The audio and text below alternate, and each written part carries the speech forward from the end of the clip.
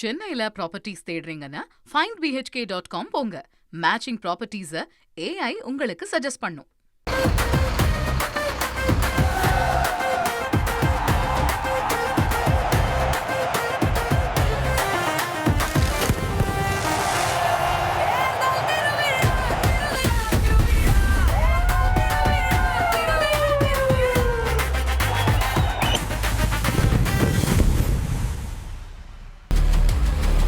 மக்களே, உங்க தொகுதி பத்தி கொஞ்சம் தெரிஞ்சுக்கோங்க.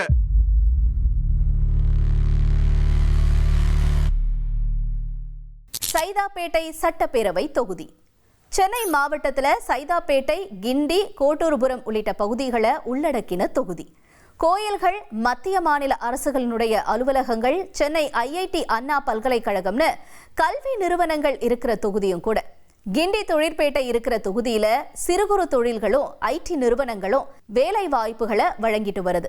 2025 டிசம்பர் 19 SIR தரவுப்படி பார்த்தா தொகுதியில 90,335 ஆண் வாக்காளர்களும் 96,098 பெண் வாக்காளர்களும் 56 மூன்றாம் பாலின வாக்காளர்கள்னு மொத்தமா 1,86,489 வாக்காளர்கள் இருக்காங்க.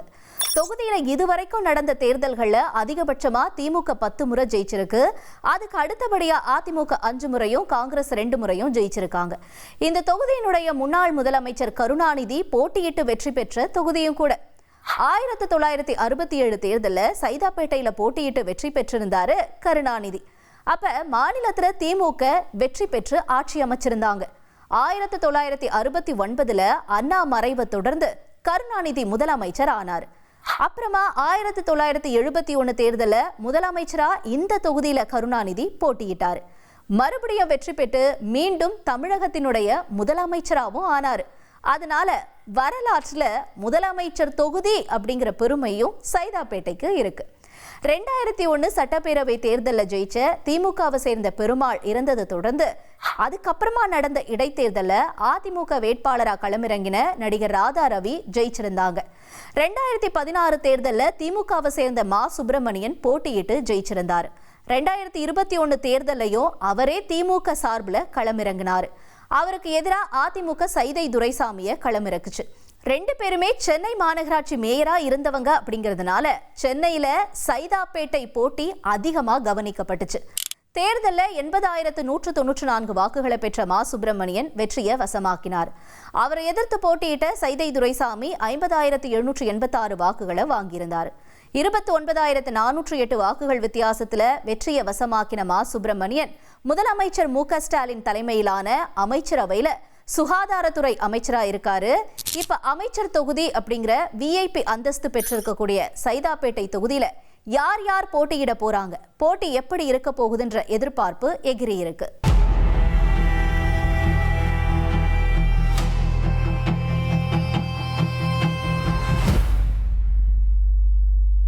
ஹாஸ்பிட்டல் நல்லா கட்டி விட்றாங்க, அமைச்சர்லாம் நல்லா கட்டி சைதாப்பேட்டில் நல்லா பண்ணுறாரு. ஆனால் அதிகாரிகள் சரியில்லை. உண்மையாக சொல்ல போனால் ஹாஸ்பிட்டல் போனால் மதிக்க மாட்டேங்கிறாங்க. காலைல OP சீட் வாங்க போச்சுறாங்க, அதுக்கப்புறம் 10 மணிக்கு தான் பார்ப்பேங்கிறாங்க. வந்தால் கூட டாக்டர் ஒரு 10 பேரை பார்த்துட்டு அனுப்பிச்சிடுறாரு. அழகழிக்கலாங்க. அவமரியாதை பேசும்போது என்ன தோணுது, வேலையை விட்டு நம்ம ஒரு நாள் லீவு போட்டு கவர்மெண்ட் ஹாஸ்பிட்டல் போகிறதுக்கு 200 ரூபா கொடுத்து ப்ரைவேட்டில் போகலாம் தான் எனக்கெல்லாம் தோணுது. நான்லாம் போயிட்டு ரொம்ப நொந்து போயிட்டேன். போனால் அந்த ஓமந்தூரில் கட்டி வச்சுருக்காங்க. உள்ள அந்த 3000 ரூபா கட்டி 3000 ரூபா கட்டி, இல்லை கலைஞர் நூற்றாண்டில் ஓமந்தூராரில் 3000 ரூபா கட்டி உடல் பரிசோதனை செய்யணுன்னாங்க. அது சூப்பராக பண்ணுறாங்க. அப்படியே வெளியில் வந்து மாத்திரை வாங்க சொன்னால் அழகழிக்கிறாங்க. இங்கே போங்க அங்கே போங்கன்னு சொல்லிட்டு ஒரு சரியான ரெஸ்பான்ஸ் இல்லை. முக்கியமாக அங்கே ரெண்டு மருத்துவமனை இருக்குது. அந்த இடத்துல 2 மருத்துவமனைனால நிறைய ஒரு அர்ஜென்ட் ஒரு பேஷண்ட் போனால் கூட ஒரு இமீடியட்டாக போக முடியல. அந்த போக்குவரத்தை சீர் பண்ணி அது பண்ணால் நல்லாயிருக்கும். வெள்ள காலத்தில் வந்து பார்த்திங்கன்னா அந்த ஆத்தோரம் வசிக்கிற மக்களுக்கு ஒரு உயிருக்கு பாதுகாப்பு இல்லாமல் இருக்குது. அவங்க ஒரு 10 வருஷமாக சேமித்த ஒரு டிவியோ இதுவோ அடிச்சுட்டு போயிடுது. அதுக்கு வந்து ஒரு தடுப்பணை அமைச்சு அதுக்கு ஒரு பாதுகாப்பாக பண்ணால் மேலும் இந்த ஒரு சிறப்பாக இருக்கும். அந்த தொகுதியில் சலவை தொழில் செய்கின்ற எங்களுக்கு இங்கே துணி துவைக்கிற தொட்டி வந்து 18 தான் இருக்குது இங்கே. ஆனால் குடும்பம் 272 இருக்குது. 272 இருக்கிற குடும்பத்துக்கு 18 தொட்டி கட்டினா எங்கே பத்தும்? அதுவும் அந்த தொட்டி வந்து பார்த்திங்கன்னா தண்ணி நிற்கிறது இல்லை. தண்ணி பாழடைஞ்ச தொட்டியாக இருக்குது, தண்ணி நிற்க மாட்டேங்குது. போதுமான தண்ணீர் வசதி இருந்தால் தான் நாங்கள் சலவை தொழிலை செய்ய முடியும். சலவை தொழில் செய்வதற்கு தண்ணி ஏற்பாடு பண்ணணும். எனக்கு வந்து ப்ரைவேட் கோச்சிங் சென்டர்ஸ் இல்லாமல் கவர்மெண்ட்டே வந்து அது அவங்க கவர்மெண்ட் சைடு வந்து கோச்சிங் சென்டர்ஸ் கொடுத்து அவங்க யூபிஎஸ்சியோ டிஎன்பிஎஸ்சியோ இல்லை எஸ்எஸ்சி கவர்மெண்ட் எக்ஸாம் ஆர்ஆர்பி நிறைய எக்ஸாம்ஸ் வருது. அதில் ஏதாச்சும் ஒரு எக்ஸாம்ஸ்க்கு அது ஏதாவது ஒரு எக்ஸாம்னாலும் எல்லா எக்ஸாம்ஸ்க்கும் பண்ணலாம், இல்லை ஸ்பெசிஃபிக்காக இந்த எக்ஸாம்ஸ் பண்ணுறதுனால பண்ணலாம். பண்ணி ஒரு கோச்சிங் சென்டர் வந்து சைதாப்பேட்டில் பண்ணி கொடுத்தா யூஸ்ஃபுல்லாக இருக்கும்னு நான் நினைக்கிறேன்.